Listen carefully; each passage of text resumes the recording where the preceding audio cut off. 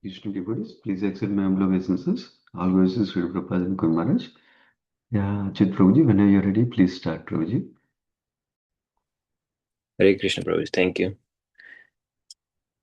Hare Krishna, dear devotees. Please accept my humble obeisances. All glories to Srila Prabhupada and Gurudev. Om Namo Bhagavate Vasudevaya. Om Namo Bhagavate Vasudevaya. Om Namo Bhagavate Vasudevaya. Narayanam Namaskritya Naram Chaiva Narottamam Devim Saraswatim Vyasam Tato Jayamudiraye Nashtaprayeshu Abhadreshu Nityam Bhagavata Sevaya Bhagavate Uttama Sloke Bhaktir Bhavati Naistiki. Jaya Sri Krishna Chaitanya Prabhu Nityananda Sri Advaita Gadadhar Srivas Adi Gaur Bhakta Vrinda.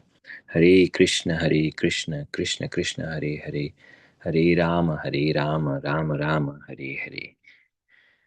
Today we are reading from Srimad Bhagavatam, Canto 10, Chapter 58. Krishna marries 5 princes.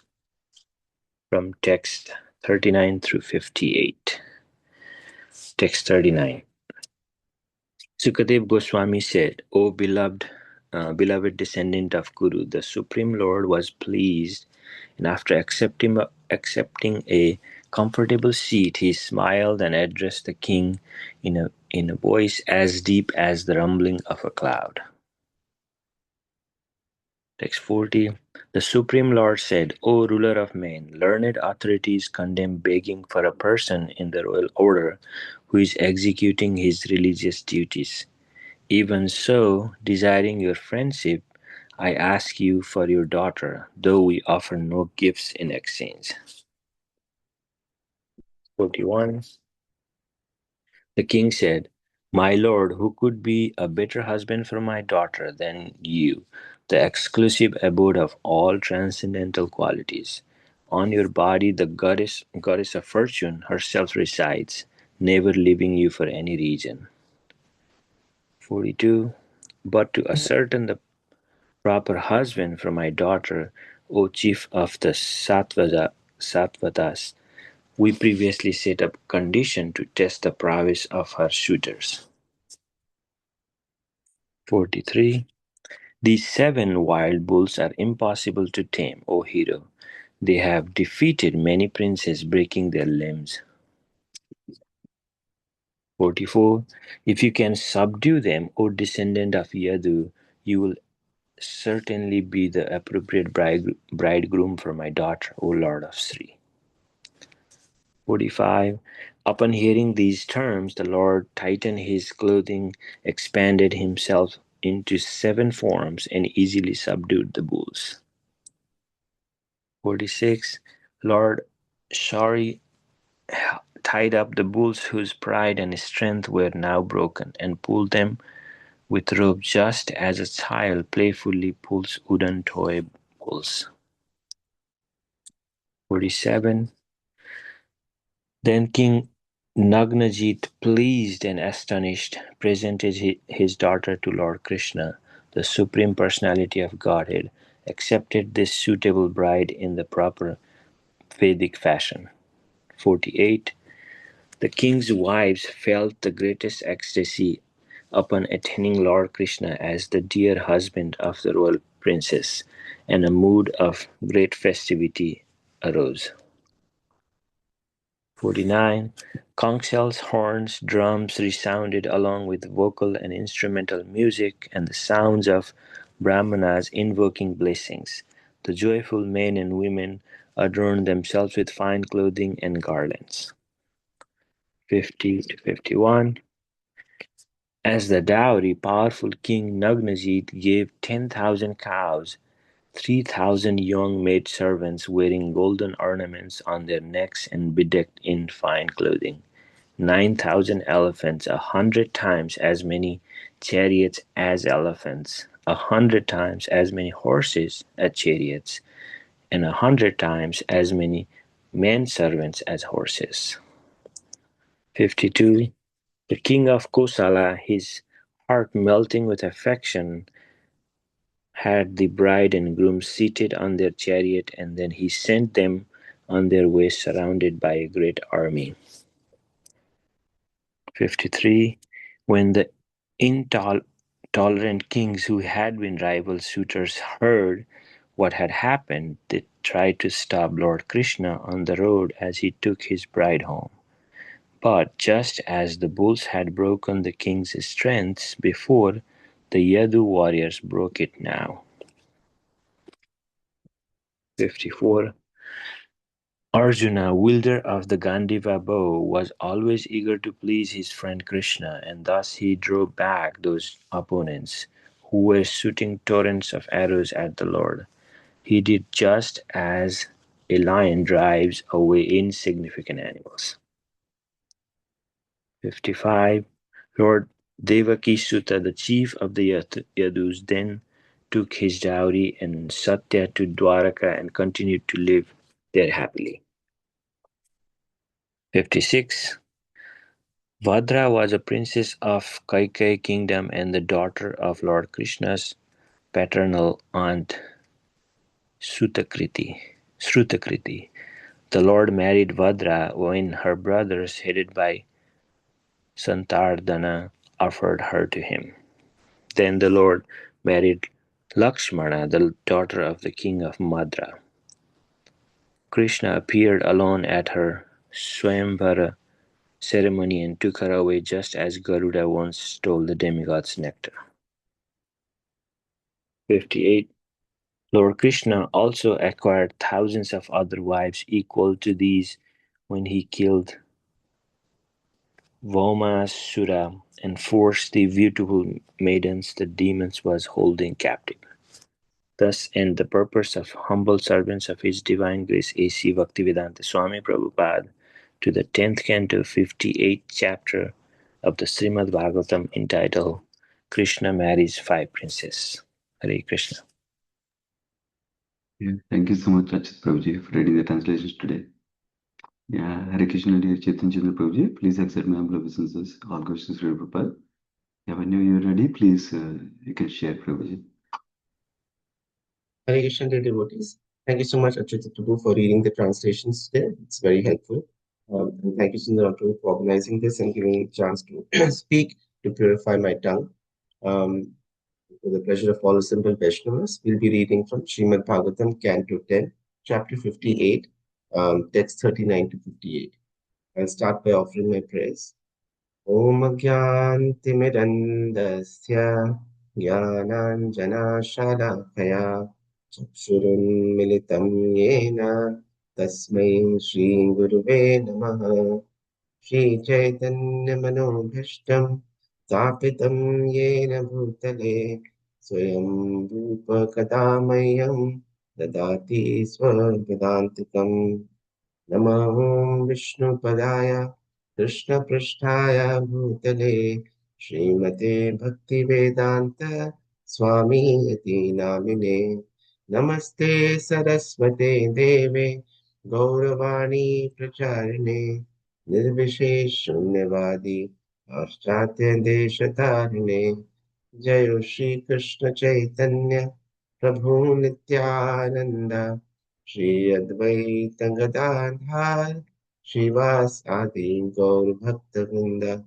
Hare Krishna Krishna Krishna Hare Hare Hare Ram Ram Ram Hare Hare Om Karoti Vachalam Pangum Langayate Girim Yadkripatamaham Vande Shri Gurudin Taranam Ramananda Madhavam Shri Caitanya Ishwaram Hare Krishna, dear devotees. So, the title of this chapter is Krishna Marries and the Five Princesses. So, we have seen from the previous few chapters onwards the wonderful description of our Sri Krishna marrying Rukmini Devi, marrying Satyabhama, and now in this particular chapter section, Srila Shukdev Goswami is describing about Krishna marrying five other beautiful princesses. So we have so far discussed already about Lord Krishna meeting Kalindi or Yamuna Devi in the forest when he was with Arjuna. and how he approaches, and he gets fed to Mother Kalindi. And then it is said that Krishna also married Mitravinda from a place called Avantipur. And the third princess that is discussed in this chapter, we are in the middle of that description of that particular event. So we are seeing that how Satya, who was the daughter of King Nagnajit, and hence is also known as Nagnajiti, from the province of Koshal or Ayodhya. Lord Krishna, hearing about her beauty and understanding her desire to, be his prince, his queen, Lord Krishna presents to this kingdom, and now they're having an exchange between King Nagnajit as well as Bhagwan Krishna. So King Nagnajit welcomes Lord Krishna very pompously with a lot of gratitude, and he offers him a place to sit and offers very kind words. And this is the normal way we should be um, approaching any great personality who visits our home. So Sukhdev Goswami says, "O beloved descendant of Kuru, the Supreme Lord was pleased, and after accepting a comfortable seat, he smiled and addressed the king in a voice as deep as the rumbling of a cloud." So now Bhagwan is going to be speaking to King Nagnajit, who's the father of Queen Satya. The Supreme Lord says, "O ruler of men, learned authorities condemn begging for a person in the royal order who's executing his religious duties. Even so, desiring your friendship, I ask you for your daughter, though we offer no gifts in exchange." We'll see that in this particular section we're going to be discussing today. This is mostly description in the form of a Leela. There's little purport that's given by the disciples of Srila Prabhupada.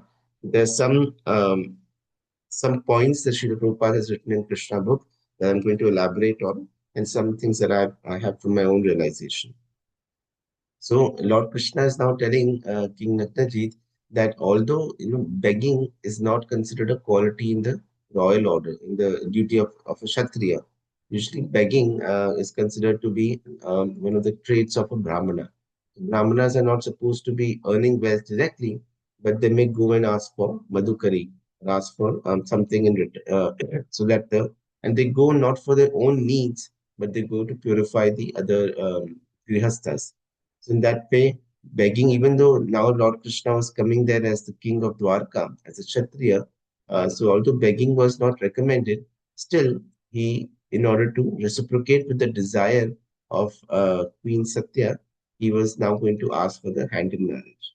Now, before this, it was very clearly established that both Queen Satya as well as King Nagnajit really wanted to have Lord Krishna in their relationship as the husband and the son-in-law, respectively. What we can understand from this is that whenever we truly have a desire to please Krishna, desire to be with Krishna, to serve Krishna, Krishna is present in our heart as Paramatma, and he is truly going to be fulfilling the desire. The desire depends upon the intensity of our prayer. The more intense our prayer is, the more Krishna will also pay attention to, the more Krishna will hear. To think sometimes that, oh, I'm just a small, insignificant living entity in this whole material world, and Krishna must be so busy. He is the Supreme Personality of Godhead. There's so many millions of living entities under his care and guidance. How will he think of me? How will he have time for me? But Lord Krishna has a personal dealing with each and every one of us. We have to understand that he is he is the Supreme Personality of Godhead. He is not somebody who's impersonal. The Supreme Power is not somebody who cannot reciprocate. He is somebody who reciprocates in loving dealings with his devotees, just as here, for the pleasure of King Nagnajit and Queen Satya, Lord Krishna is asking for their hand in marriage. It is only when we start thinking of Krishna as being personally involved in our lives that Krishna will actually want to be personally involved. This is I'm hearing from the acharyas. Oftentimes, again, when we do certain seva, we may not have that particular mood, that particular bhav, and we may not able to appreciate, because we may not understand that Krishna is personally taking our service. There was one Harivamsha Prabhu was a visiting devotee from Vrindavan. He had shared this wonderful this story, this pastime, wherein there was a devotee who used to worship the deity of Bal Gopal or Laddu Gopal, and during that worship, he used to worship him with all the vidhi, all the steps and the rituals every day. But somehow his faith was not completely in that process. And then after some time, some things happened in his life, and he became upset. And then he became angry at the Laddu Gopal deity. He said, "See, I've been doing so much seva for you, so much service for you, and this is what you have done for me. You could not even help me, protect me in this situation." So then he says, "From today onwards, I'm going to stop worshipping you." So he takes the Laddu Gopal deity and keeps him aside of the altar. So then he's doing his puja and all next day. And he says, no, some of this, puja and all is still being offered to the Laddu Gopal, even if he's on the side. I'm going to keep him on the top of the cupboard. So he puts him on the top of the cupboard. And he puts him on top of cupboard. And then he continues doing his puja and his rituals the next few days. And then after that, he sees that the agarbatti is offering, the incense of the agarbatti is going up and going towards the Laddu Gopal deity. So he's saying, Acha, you don't do anything for me and now you want my agarbatti also. Wait, I'm going to make sure that you don't even get my agarbatti's incense. So then he takes some cotton balls and he puts in the nose of the Laddu Gopal deity who's sitting on top of the cupboard. So he does like that. So then that night when he goes to bed, in his dream, Laddu Gopal comes. The deity comes and speaks in his dream. And he says, I'm very, very pleased with your service. He says that when you used to serve me before whatever the recent events happened, you never paid attention to me.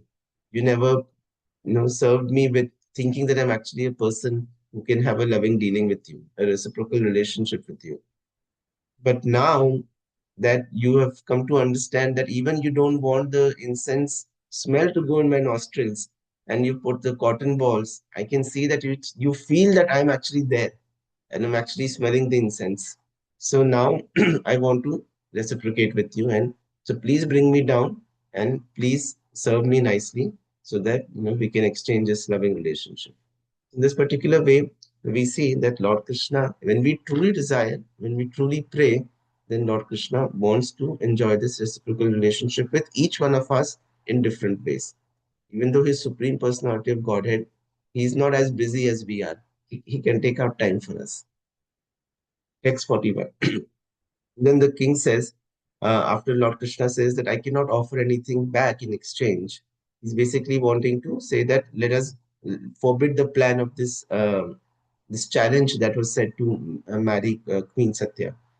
So the king says that I know, Lord, that who could be a better husband than you? So the reason Srila Prabhupada writes in the Krishna book that the king set this particular challenge that anybody who would marry the Queen Satya or Princess Satya would have to tie the nose rings of these 7 wild bulls, because the king knew that this is almost an impossible task for anybody from this material realm to do it. So he was praying and he was sincerely desiring that Lord Krishna become my son-in-law and marry Princess Satya. So because of that, he had set this extraordinary challenge that for one person to tie these 7 wild bulls and control them is impossible. So only the Lord has to come to do it. And it is said that even great kings tried to do it, and all of them got defeated and their limbs broken. So that is why King Nagnajit he kept this particular task. So he says, if you can subdue them, O descendant of Yadu, which he knows that Lord Krishna can subdue them, you will certainly be the appropriate bridegroom for my daughter, O Lord of Shri. Upon hearing these terms, the Lord tightened his clothing and expanded himself into 7 forms and easily subdued the bulls. Now, Srila Prabhupada again writes in the Krishna book and describes that one of the reasons Lord Krishna could have just handled the 7 bulls on his own, but he expanded himself in 7 forms in order to conquer the different bulls. Srila Prabhupada writes, is because to assure Princess Satya that even though he has married few other princesses already, and he already has a few other wives, he can expand into many, many forms in order to give pleasure to his devotees. It is not that if he has other wives, then he'll have to have a schedule. Okay, morning breakfast over here, lunch over here. No, he can expand himself into many, many forms, and he can be in several places at the same time, enjoying loving, personable relationships with each and every devotee. Lord Krishna, we have so many different devotees who have deities in their home. They have different names for their deities. Lord Krishna is present in each and every home and is exchanging loving relationship with each and every devotee in their own mood of seva. Whatever the mood of service is there for the devotee, Lord Krishna is accepting that in the particular deity form in each of our homes, and allowing us to participate in this lila, in this devotional service act with him. That is what Lord Krishna wanted to ensure Queen Satya, Princess Satya, that even though I have other wives, other queens, but be rest assured that you will not be neglected, or you will also be kept equally happy. So in this particular way, Lord Krishna conquers these bulls. When I was reading this, I also realized that oftentimes, these bulls can also be representative of anarthas. It's said that before, so many powerful kings came and tried to conquer these bulls, but they still were not able to conquer the bulls. It's described that these kings were very powerful, as described elsewhere in the Shastras. But still, even though one may have so much external power, one may still fall victims of anarthas like Kam, Krodh, Moha, Lobh, lust, anger, greed, pride, envy. But and we may struggle, but it may becomes very difficult for us to conquer this. But the moment we take shelter of Sri Krishna, the moment we accept Sri Krishna within our heart, automatically the Lord comes and He's able to conquer these anarthas for us. He's able to conquer, He's able to empower us to be able to rise above these anarthas. I know in the several stages of bhakti, we come across Shraddha, Sadhu Sangha, Bhajan Kriya, and then the fourth stage is Anartha Nivriti. Anartha Nivriti seems to be an impassable stage for a lot of devotees, personally like me, and we always struggle. We try to conquer these anarthas. But in one lecture, Guru Maharaj Shraddha Swami described so wonderfully. It is like cutting off the heads of Ravan. When Sri Ramchandra was in the battle of Lanka, was trying to kill Ravana, he cut one head of Ravan, and then poof, another head comes up. And then he tries to cut another head of Ravan, and another head comes up. And then Lord Ram shows us how to actually destroy Ravana, who's the embodiment of lust. And then he shoots an arrow into the heart of Ravana. So by invoking the power of the name of Ram. It is only by taking shelter of Lord Ram's name, or the name of Krishna, that inviting him, really, really surrendering unto him, that we can conquer the anarthas, just like these seven bulls were conquered in this challenge created by King Nagaraja. So once they saw that Lord Krishna conquered these seven bulls, everybody became very, very pleased. And immediately King Nagaraja offered his daughter's hand Satya to Lord Krishna. Uh, and then the whole family, Nagnaji's other wives, everybody became ecstatic now. Lord Krishna, we also have a relationship with Lord Krishna, and there was a great mood of festivity. And just like we are having a wonderful 5-day festival in our temple with such pompous kirtan and decoration and bhoga. Similarly, there was a great celebration in Koshal or Ayodhya at that time, to celebrate the marriage of Bhagwan Shri Krishna and Princess Satya. So in Dowry, and Srila Prabhupada writes this, that at that time there was a pratha, there was a particular part of the culture in Kshatriyas that they would give enormous dowry at the time of wedding. Of course, at this point of time in modern days, there are no real Kshatriyas, and this concept, like other Vedic concepts, is also twisted and entangled and misused. But in this pure sense, that in the time of the Kshatriyas, this was a normal practice. The extensive dowry was given, and finally they bid farewell. And as Lord Krishna was leaving with King Satya and the other the maidservants and armies, the other kings who were very envious of Lord Krishna, who also wanted to marry Princess Satya, they attacked the entourage. And then Arjuna, being a great devotee and friend of Lord Krishna, he was always eager to please him. And that is why, for the pleasure of Sri Krishna, he began to shoot torrents of arrows at the Lord. He did this just as a lion drives away insignificant animals. So, with this, we also see that a lot of times we may have envy in our heart when we see something good in somebody else. The only way we can escape this envy in our heart is by understanding that whatever good there is in this world comes from Krishna. When we see other people, we are normally envious of other people, sometimes people in our job, people in our work office, workplace, sometimes even in a devotional circle. Um, because we see people at a bodily level. But when we see that each and every soul, especially souls who are surrendered to Krishna, Krishna is empowering them. He's using them to perform such wonderful tasks. And we can glorify Shri Krishna in this way. In that particular way, we can conquer the envy within us. So in this way, these other kings who were so materially inclined that they could not bear that how Shri Krishna came and completed the challenge and took away Princess Satya, they were attacking Shri Krishna. And how Arjun, being a very dear friend, quickly drives them away. So we see this in this particular way. Lord Krishna goes on to marry two other princesses, Princess Bhadra as well as Princess Lakshmana from the king of Madra. So, in this way, this is going to describe the introduction to the next chapter, which is where Lord Krishna is going to kill the demon or deliver the demon Bhaumasur and free the other maidens. Sri Prabhupada in one place, quotes that people question, oh, why did Krishna have so many 16,108 wives? But said, why just 16,108? Krishna can have unlimited wives because Krishna is the only Purusha. He is the only enjoyer. He is Atmaram. Whereas this material nature, including the living entities, are his only servants and only meant to be enjoyed.